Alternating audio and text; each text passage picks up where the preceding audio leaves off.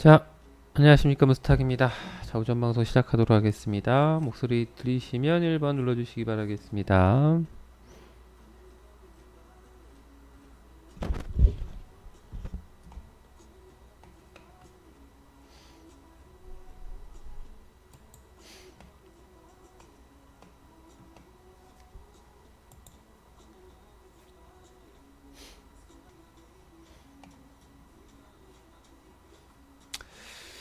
자, 오늘 뭐 결전의 날입니다.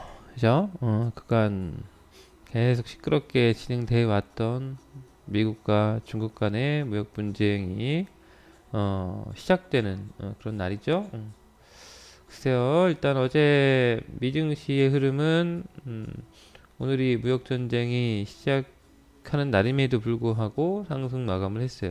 과연 악재의 출발을 알려주고 악재가 언제 터집니다라는 걸 다 알려주는데 악재가 노출된 시점이 추가적인 어떤 큰 변동성을 만들어낼 것이냐 아니면 이러면서 흐지부지 끝날 것이냐 지켜보자고 했습니다.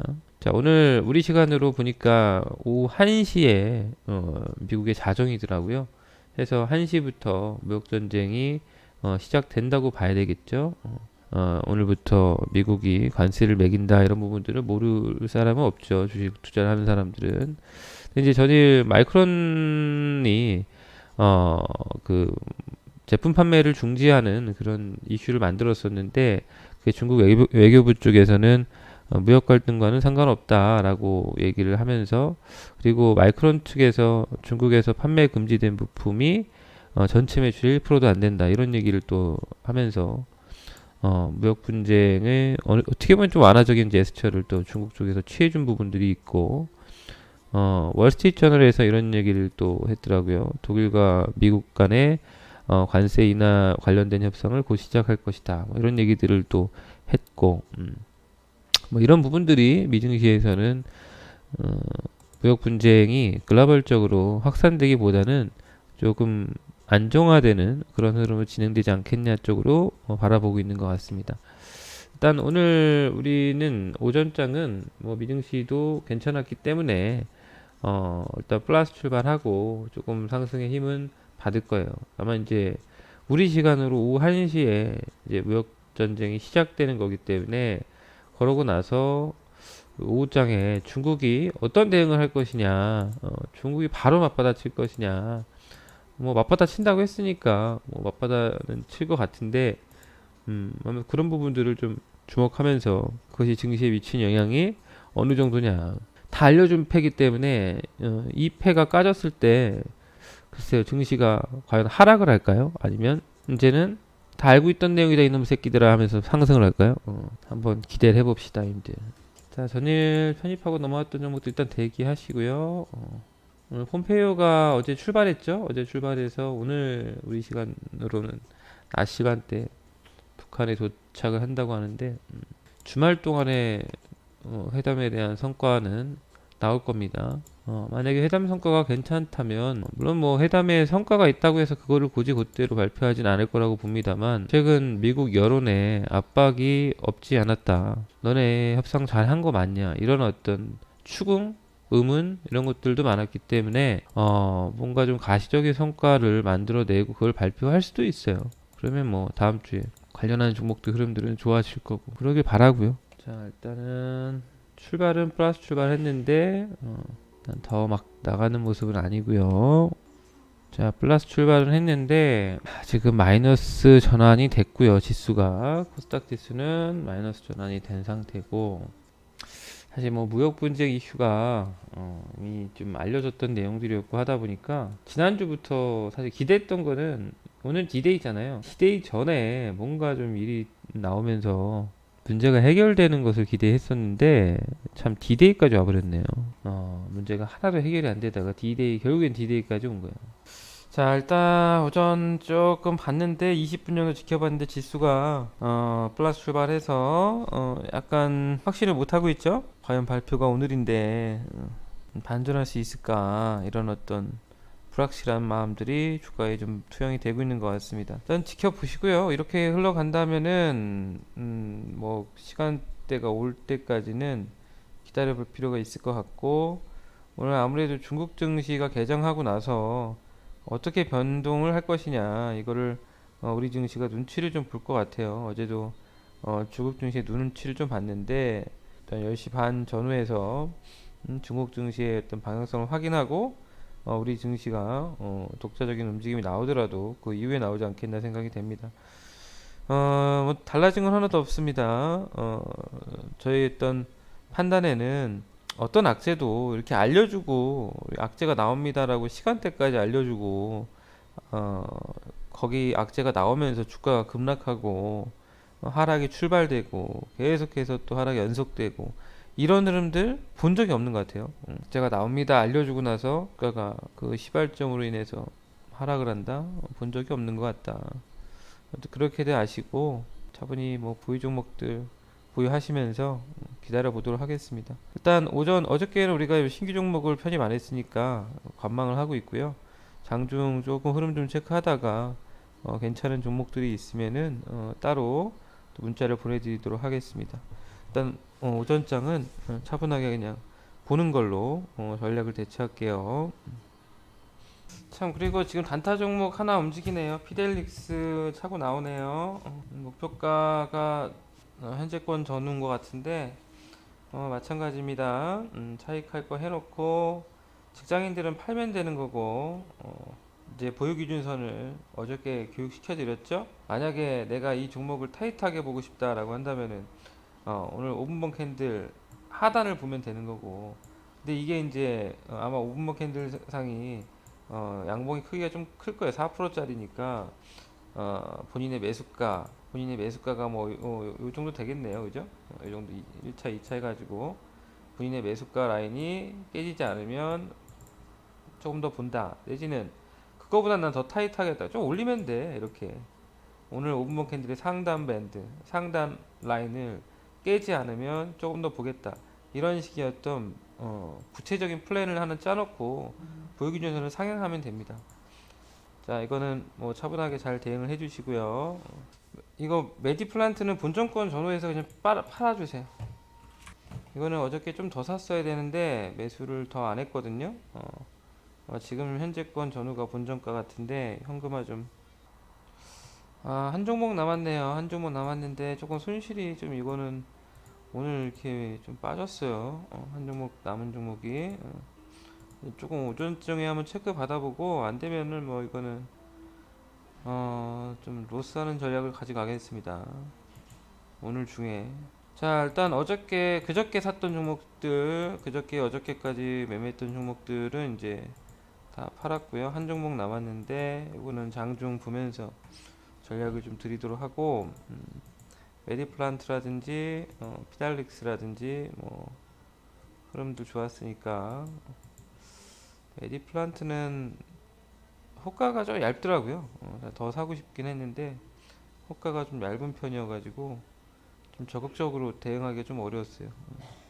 오늘도 뭐 거래대금 해봤자 8억밖에 안 되기 때문에 사고 파는 게 좀 까다로운 종목이죠. 일단 빠지는 쪽으로 대응하기가 어려운 종목은 빠지는 게 좋아요. 설사 더 가더라도. 자, 시장 좀 돌리나요? 시장 좀 돌리나? 9시 35분인데 트레이너님들 자신감을 갖고 자신감이 중요합니다. 이게 지금 상황을 파악을 못하는 사람들은 굉장히 공포스러운 하루일 수도 있어요. 그죠? 오늘 뭐 악재 나온다고 하니까 진짜 그 악재가 나오면 뭔 일이 벌어질 거고, 중국이 보복해가지고 뭐 전쟁이 비화돼서 이게 글로벌적인 어떤 무역 전쟁을 확산되고, 뭐 여러 언론들 뭐 블룸버그라든지 미국에 있는 언론들의 저는 이제 매일 블룸버그라든지 이런 기사들을 제일 많이 보는 게 블룸버그 기사들을 많이 보는데, 거기서도 이제 보게 되면은 미국의 이제 언론인들 타이틀이 굉장히 다들 작적이에요. 이제 시작에 불과하다 뭐 이런 내용들 굉장히 많습니다. 그거 그대로 베껴 쓰는 게 우리나라 언론이고, 우리나라 언론들이 무슨 자기네들이 판단해서 씁니까? 자기네들이 판단해서 쓰는 거 거의 없어요. 다 미국 언론들, 유럽 언론들에서 얘기하는 것들 그대로 베껴 쓴다고. 그 언론의 어떤 내용들만 보자면 정말 무시무시한 일들이 벌어질 걸로 생각이 되겠죠. 하지만 현실적인 문제와 같이 고려해서 판단하지 않으면 잘못된 판단을 할 수가 있어요. 현실적인 판단이라면 과연 정말 심각한 어떤 문제를 야기시킬 수 있는, 그래서 얻는 게 무엇일까? 얻을 수 있는 게 있어야 될 거 아닙니까? 과연 트럼프가 여기서 뭐 지금 얘기로는 이번에 380억 불 시작이죠. 오늘 우리 시간 1시부터 380억 불 시작하고 그 다음에 2주 안에 뭐 180억 불이었나요? 170억 불이었나 또 추가적으로 부여하고 그 다음에 중국이 보복하면 2천억 불을 하겠다. 거기에 또 보복하면 3천억 불을 더 하겠다. 이런 식의 엄풀을 놔버렸거든요. 그게 과연 현실 가능성이 있는 것이냐를 따져봐야 되는 거죠. 현실 가능성이 이렇게 높지 않은 이야기를 하는 거예요. 트럼프식의 어떤 화법입니다. 근데 설사 그렇게 진행된다라고 하더라도 중국이 그러면 똑같이 맞불을 놓을 수 있냐? 그것도 현실적으로 불가능하다고. 이미 중국이 졌어요, 형들. 중국의 증시만 봐도 아는 거지. 우리가 미국의 나스닥 증시와 나스닥 종합지수 보시면 뭐 얼마 빠졌냐고. 우리만 호들갑 떨고 있는 거지. 아니 뭐 얼마 빠졌습니까? 이 정도 하락이면 우리도 그냥 눈 감고 그냥 바로 참을 수 있는 수준 아니에요? 아, 중국 증시는 이렇게 폭락했는데 누가 이긴 거야? 겉으로는 뭐 보복하겠다 어쩌겠다 막 떠들어대도 피해 보고 있는 건 사실 중국은 엄청난 큰 피해를 보고 있는 거죠. 관전자인 우리 새우등 터졌죠? 새우등이 누굽니까? 코스피. 우리는 새우니까 코스닥, 코스피 코스닥도 원격결에 새우등 터진 거고. 근데 이 문제가 조기에 봉합될 수 있었으려면은 사실 중국이 미국에서 380억 불을 얘기했을 때 그 정도 선에서 쇼부를 봤어야 돼. 그러면은 되게 문제가 쉽게 해결되는데, 하여튼 중국이 배짱을 부려서, 왜냐면 걔네도 공산주의이기 때문에 뭔가 침략당하는 어떤 이미지를 줘서는 권위가 생기지가 않아요. 그죠? 북한도 어제 제가 그 중요한 게 위신이라 그랬잖아. 수령 체제에 대한 위신, 권위 이러기 때문에 CVID를 지금 절대 안 받는 것이다. 어? 이 제가 이거 미국 정상회담 하기 전에도 CVID 과연 북한이 받을까요, 힘들? 불가능할 것 같은데 이런 얘기들을 제가 많이 드렸어요, 그죠? 근데 미국에서 워낙에 뭐 CVID를 할 거다 이렇게 얘기를 하니까 진짜 이게 되는 건가? 이런 생각을 했던 거지. 근데 중국도 마찬가지야. 여기서 권위 이런 것들이 굉장히 중요합니다. 그런 부분들이 훼손되면 거기도 거의 독재잖아요. 중국도 독재라고. 독재자들은 가장 중요한 게 어떤 어 뭐 다른 걸 다 떠나서 그 독재자에 대한 권위와 위신이 굉장히 중요합니다. 근데 어쨌든 간에 일이 벌어졌으니까 어떻게 진행되는지 한번 보도록 합시다. 중국에서 자신들의 권위를 찾기 위해서 액션을 취하긴 할 거예요. 근데 이것이 더 큰 무역 분쟁이 아닌 더 큰 무역 전쟁으로 어, 확산될 것이냐, 아니면 제가 계속 얘기했던 흐지부지 뭐 하기로 했으니까 뭐 할 수 있는 거죠. 근데 그 내용 정도 우리가 감내할 수 있어. 380억 불 한다고 해서 힘들 무슨 무역 전체 무역량의 몇 퍼센트입니까? 고작 10%도 안 되잖아요. 10%도 안 되는 수준에서의 어떤 무역 분쟁을 한다는 할 수 있는 거죠. 그게 미친 영향이 얼마나 크겠습니까? 네, 거기서 더 커질까 봐 이제 걱정하는 건데 이렇게 끝날 것이냐, 아니면 이 이후에 뭔가 주말 동안에 더 액션이 큰 게 취해지고 다음 주에 또 시끄럽게 싸움이 벌어질 것이냐, 이것은 좀 지켜볼 일입니다. 근데 가능성만 봤을 때는 크지 않다. 그렇게들 보시고 자, 일단 지금은 좀 대기할게요. 제가 뭐 여기서 증시야 일어나라 한다고 해서 일어나는 것도 아니고 오늘 결과 보겠다고 하는 것 같은데 그래도 좀 올라오네요, 그죠? 증시 올리기 전에 조금 올라오고, 제가 지난번에 진바닥을 찍지 않았나 이런 말씀을 드렸었는데 그죠? 여기 이 자리에서 여기가 진바닥이 아닐까요? 조심스럽게 예측을 해드렸고, 어저께 한번 더 내려와서 자 여기서 쌍바닥을 바닥을 한번 살짝 위쪽에서 바닥을 형성하는 모습으로 어, 변동성이 들어온 게 아닐까요? 한 거고 과연 여기가 넘어가면 되겠죠? 여기만 넘어가면 됩니다. 여기만 넘어오면 일단 1차 안심. 그 다음에 요 자리가 넘어가야 돼요. 요 자리가 넘어가면 쭉쭉 들어와서 요 자리까지 넘어가 주면 이제는 끝났다. 이렇게 보는 거죠. 이렇게 보는 거예요. 840포인트까지만 회복이 들어오면 이제 무역 분쟁이 끝났다. 일봉으로 굳이 보여드리면 여기서 이렇게 올라오면 대충 쌍바닥이 완성됐다.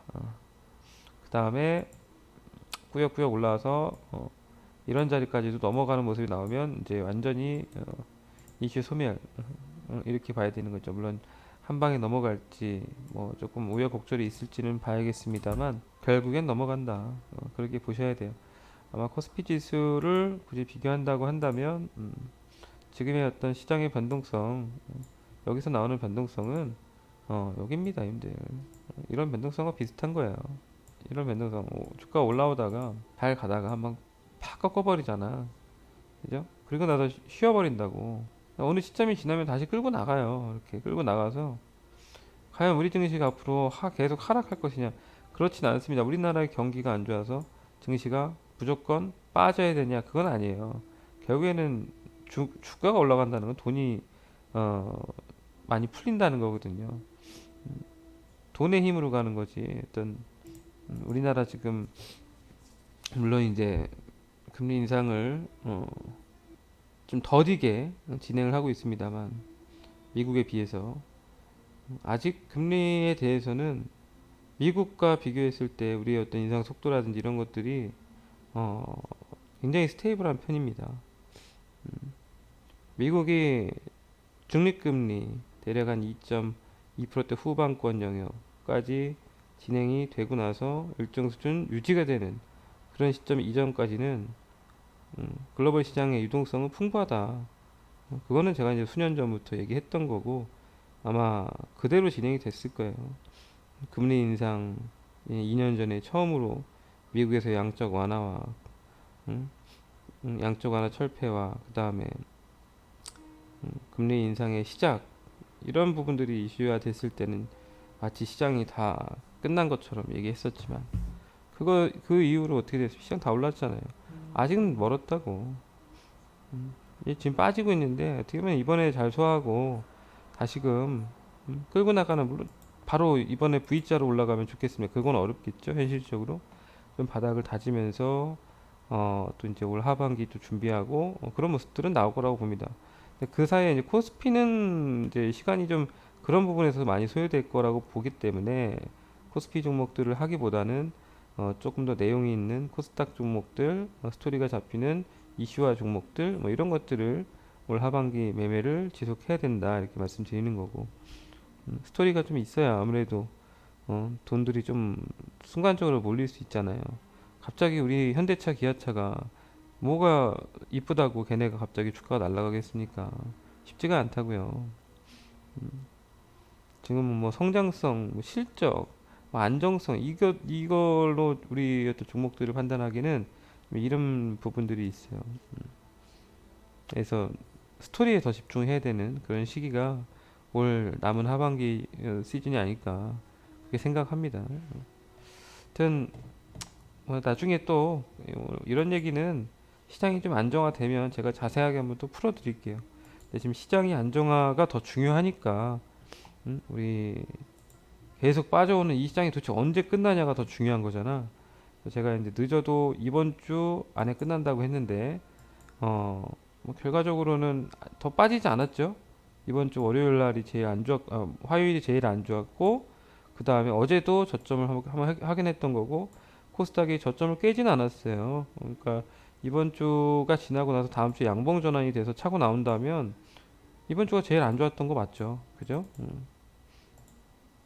그렇게 해서 한번 주가 반전 스토리를 우리가 그려봐야 되지 않을까 그렇게 생각합니다. 이따가 10시 넘어서 10시 반 중국 증시 개장하고 한번 더 체크해드리고 오전 방송은 마무리하도록 하겠습니다. 일단 지금은 음악 듣고 있도록 할게요. 아, 실시간 방송 들으니까 좋아요. 좀 제가 증시가 안 좋아서 더 매일 방송 여는 것도 있어요. 사실 제가 방송을 10년 했죠, 힘들. 지겹게 방송을 했고, 내가 지금 주식하는 사람인지 방송하는 사람인지를 잘 모를 정도로 그렇게 좀 달려왔었고요. 그러다 보니까 처음엔 재미로 시작했던 일인데, 이제 말 그대로 일이 된 거예요. 뭔가 이 매일 해야 되는. 그거에 대한 회의감이 찾아왔습니다. 뭐 돈이야, 뭐 제가 더 벌어도 좋고 덜 벌어도 좋아요. 뭐 크게 의미가 없습니다, 이제는. 근데 이제 뭐 직업이 아예 없는 거보다는 그래도 직업이 저희 아들 딸한테 아빠는 이런 일을 하는 사람이야라고 얘기할 수 있고 이런 것도 좋은데 이게 즐겁지가 않더라고요. 그래서 방송을 그만뒀던 한 1, 2년 정도는 제가 그만둬야겠다 그렇게 생각을 해왔고 결국엔 실행에 옮겼죠. 근데 이제 또 시간이 또 지나다 보니까 너무 방송을 그만둬야겠다는 생각으로 그만둔 거고 한 오랫동안 얽매여 있다 보니까 이제 그거를 사실 천천히 해도 되는데 아예 그냥 단절시켜 버리는 걸로 제가 선택을 해버린 거죠. 근데 이제 또 시간이 한참 또 지나고 나서 보니까 어차피 이 일을 계속 하는 한 그것도 정답이 아니더라고요. 그래서 제가 편할 때 하고 싶을 때 내가 하고 싶을 때만 방송을 하자 이렇게 방향을 바꾼 거죠. 그래서 제가 하고 싶을 때 방송 한 번씩 열고 시간이 좀 여유가 있고 편할 때 했던 건데 증시가 안 좋아 버리니까 우리 형님들이 케어가 잘 안 돼. 그러니까 증시가 멀쩡할 때는 그 제가 하고 싶은 대로 해도 되거든요. 이제 요 코스에서는 최대한 제가 좀 신경을 써야겠더라고요. 그래서 방송을 매일 여는 거예요. 매일 열고 있는데 아무튼 요 구간이 잘 지나고 나면 뭐 압박감 없이 합니다. 저는 방송을 대신에 스케줄은 조금 짜서 할 생각이에요. 그냥 무계획으로 그냥 하고 싶을 때 하고 뭐 하기 싫을 때 안 하고 이거보다는 좀 더 스케줄을 짜서 그래도 약간 의무감 있게 완전한 어떤 얽매이는 일이라고 생각하지 않고 어느 정도는 일이라고 생각하면서 제가 진행을 해볼 생각입니다. 근데 이제 같은 컨셉을 여러 가지 생각했는데 VIP님들 위주로만 방송을 진행을 그동안 해왔고 근데 그건 좀 폐쇄적일 수 있고요. 그래서 좀 더 오픈형으로 다른 분들하고도 좀 소통할 수 있는 시간대도 만들어 보자. 그런 차원에서 오전에는 제가 이렇게 전체로 열어놓고 방송도 진행하고 그렇게 할 생각인 겁니다. 철도주 뭐 움직이겠지. 상한가를 30%로 늘리는 이유가 뭐냐고요? 그거 늘린 지가 언젠데 그 지금 질문이라고 하시는 겁니까? 아니, 엊그저께 그런 거죠. 중국이 서킷 브레이커 제도를 넣었다가 빼버렸어요. 그 왜 그랬냐면 서킷 브레이커라는 거는 주가가 많이 빠졌을 때 제동을 하겠다 이거 거래 정지시켜 버리겠다. 그러니까 예전에 중국이 폭락할 때 한 뭐 1, 2년 전에 폭락할 때 매일 서킷 브레이커가 걸렸습니다. 주가가 급락하고 또 급락하고. 그러니까 서킷 브레이커가 어떻게 보면은 좀 더 급락을 더 야기시키는 부분들이 있어요. 심리가 한쪽에 쏠렸을 때 순간적으로 너무 많이 빠졌다라고 해서 반등도 주어지고 해야 되는데 그것이 뭐 물론 뭐 우리 증시나 중국 증시나 약간 성향이 비슷해서 그런지 모르겠지만 서킷 브레이커라는 제도가 중국에서는 오히려 그 하한가까지 무조건 빠진다라는 어떤 그런 인식으로 바뀌어 버린 거죠. 그러니까 그렇게 해서 계속 투매가 나왔단 말이에요.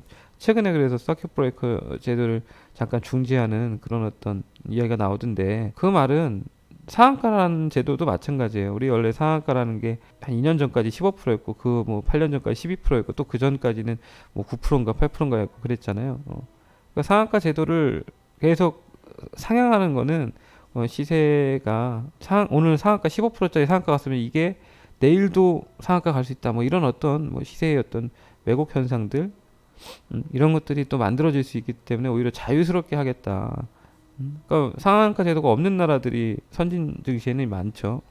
우리 증시는 아직까지 상한가라는 게 있고, 근데 그걸 어느 정도는 나중에는 상한가 제도 아예 없어지겠죠. 없으면 뭐 정말 선진 증시라면 말도 안 되게 몇천 프로가 떴다가 다시 내려오고 그럴 일은 없거든요. 올라오면은 기업 가치대에 많이 올라왔으면 알아서 팔고 이러는 거지. 근데 그런 어떤 거라고 보시면 돼요. 아직 매도 사인 안 나간 종목들은 보입니다. 말씀드렸죠. 한 종목은 좀 더 보자고.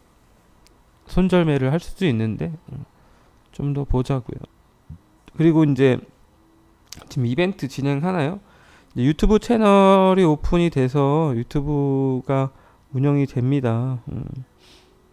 물론 제가 운영하는 건 아니지만 회사에서 운영을 한다고 하니까 유튜브도 뭐 구독을 해야 된다고 하던데 그것도 잘 해주시고 이벤트 아무튼 한다고 하니까 잘들 하셔가지고 뭐 혜택도 드린다고 하니까 혜택도 받아보시고 하십시오. 피델릭스 잘 가네요, 그죠? 피델릭스. 그러니까 저랑 장중에 이렇게 공부도 하면서 분봉 공부도 하면서 매매하시는 분들은 분봉 공부도 하고 하시는 분들은 이런 룰 같은 거를 잘 정해서 매매를 해보세요. 알겠죠? 그리고 보통 한 단타는 한 10% 정도 올라오면은 거의 뭐 많이 만족할 만한 수익이라고 생각하시는 게 좋아요. 거기서 이제 더 오버슈팅을 보려면은 이제 수익 극대화 물량 정도 가지고 에라 뭐 어저께 우리가 뭐였어요? 어제 종목 구형테크였죠? 구형테크 같이 매매하는 거지. 구형테크 차트 한번 보여드릴까요? 구형테크 어떻게 하라 했어? 보유기준선 이렇게 올려버려 그랬잖아. 다 팔고 보유기준선 올려라. 어저께 20% 넘게 갔었죠. 그러면 내가 이제 뭐이 자리에서 아까 얘기했을 거야. 이제 그때 당시에 왔다가 고점을 뭐 확 더 가지 못하고 상한가까지 가지 못하고 흔들린다. 고민스러울 수 있어요. 그럼 어떻게 하면 내가 그냥 만족스러운 팔면 된다 그랬어요. 그죠? 팔면 된다. 뭘 고민하냐. 수익 많이 났잖아. 팔면 돼. 물론 이제 어저께 오후장에 증시의 변동성과 함께 빠졌습니다만 사실 뭐 수명을 다한 거죠. 여기서 이렇게 수명을 다한 거. 가장 우리 회원들이 편하게 매매할 수 있는 종목 패턴은 이런 패턴일 거예요. 이렇게 올라와서 살짝 쉬어주고 조금 더 가고 쉬어주고 조금 더 가고 이게 제일 쉬운 패턴이고 어려운 패턴은 이렇게 올라왔다가 밑으로 내려왔다가 올라왔다가 또 내려왔다가 이러면 어렵잖아요. 판단하기 저도 판단하기 어려워요. 이게 더 갈지 아니면 이따 오후장에 무너질지 이렇게 변동성이 크게 걸리면 자 그러면 그때는 팔면 되는 거야. 팔고 극대화만 가져가면 되는 거야. 진짜 뭐 보유기준선만 딱 설정해 놓고 그거 뭐 어렵게 생각하지 마세요. 팔면 돼. 돈 벌었잖아. 그죠? 피델릭스 이어서 자 보유기준선 여기 설정했다. 내가 뭐라 했어 아까 타이트하게 보시는 분들은 요 위에 선 맞죠? 타이트하게 보실 분들은 위에 선 보시라 그랬고 타이트하게 보실 분들은 요 위에 선을 보라 그랬고 다음에 넙하게 보시는 분들은 요 라인 본인의 이제 매수가를 마지노선 삼고 대응을 하는 거다 해서 이게 차고 나온다 또 팔어 한 10% 넘게 올랐잖아 팔어 무슨 부귀영화를 누릴 거야 이걸로 가지고 단타로 들어가서 무슨 부귀영화를 누릴 거야 그런 거 없어요 근데 신라면 챙겨놓고 가는 거야 자 그렇게 놓고 나는 이제 남은 물량 가지고 보겠다 이제 너프하게 보는 여기 너프가 아니지 이제 너프하게 보겠다면 아까 얘기했던 첫 번째 이런 자리들이 될 거고 그다음에 나는 타이트하게 보겠다 한다면 이 전에 좀 의미 있게 차고 나왔던 양봉들이 이런 양봉들이거든요. 요 양봉이 이렇게잖아 크게 요 한 중간 밴드 정도를 마지노선 삼고 보겠다. 보유기준 상향을 하라고. 여기가 공교롭게도 전일 고점 라인이네요, 그죠?